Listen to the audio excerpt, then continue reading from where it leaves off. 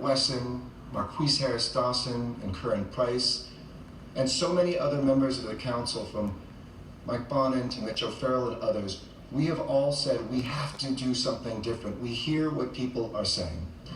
And so I have instructed and committed to, in public to that group, that our city, through our city administrative officer, identify $250 million in cuts so we can invest in jobs, in health, in education, and in healing. June 3rd. And that those dollars need to be focused on our 2020. Black community here in Los Angeles, as well as communities of color and women and people who have been left behind for too long.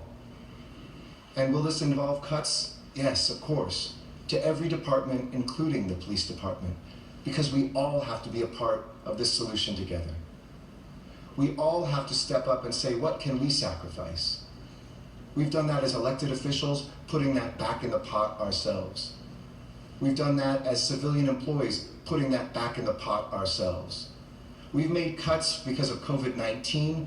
It's time to also make cuts because racial justice is something worth fighting for and something worth sacrificing for. And I want you to know that where we are spending, we will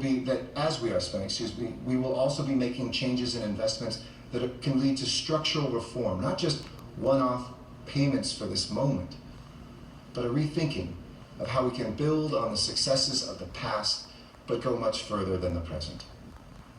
One of our most important protections for our residents is that we have civilian oversight of our police department. 5 Angelenos, appointed by me, confirmed by our city council, all of them unpaid volunteers. And trust me, they all have separate full-time jobs, and this is like having a second job, often away from family, in the face of great anger, difficult issues. They serve all of us. They look at the policies that guide our police department. They oversee its operations, and they review all officer-involved shootings.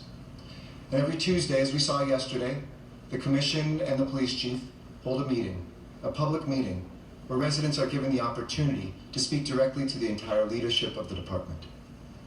I appointed these commissioners because I know who they are as human beings.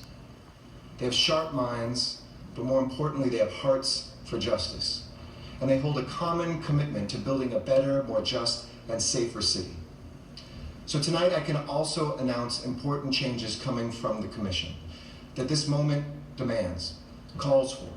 Changes that build on our historic reforms at other painful moments, changes that address what we are hearing from you. We will put a moratorium on putting people in the Cal Gang database, require officers to intervene when they see inappropriate use of force, to always report misconduct.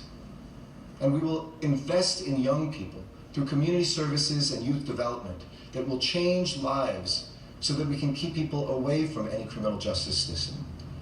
We will increase departmental training, as we've already started, but need to do more, in implicit bias and increase discipline against inappropriate action.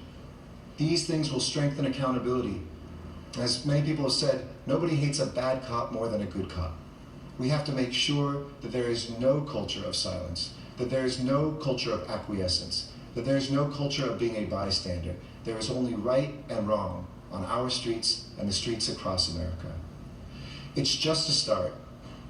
And I know in a single night, it's never enough. We can't walk to the promised land in a single day, nor a single week, but we better get ready. And I know not everyone is going to be happy with each step. There is criticism from all sides when we change any of the status quo. But my commitment is to always push forward. This is a moment we have to look back in